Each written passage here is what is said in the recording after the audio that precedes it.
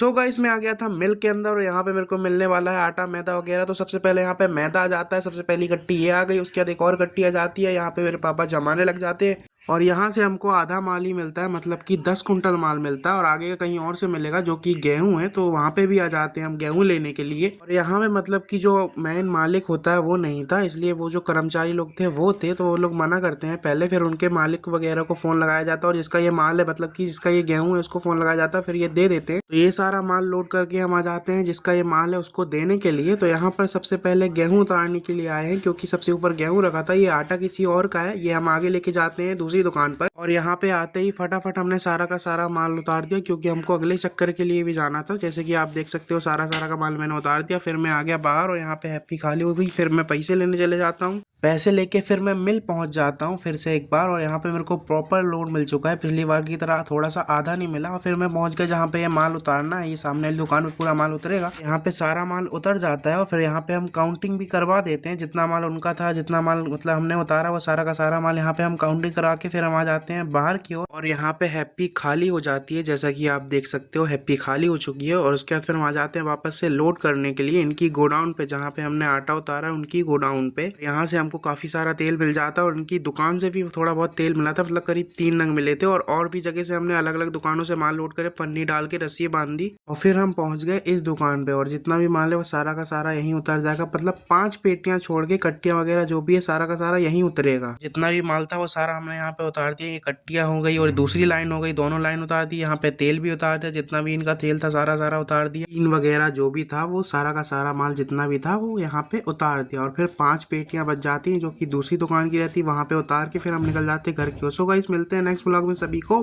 Bye bye.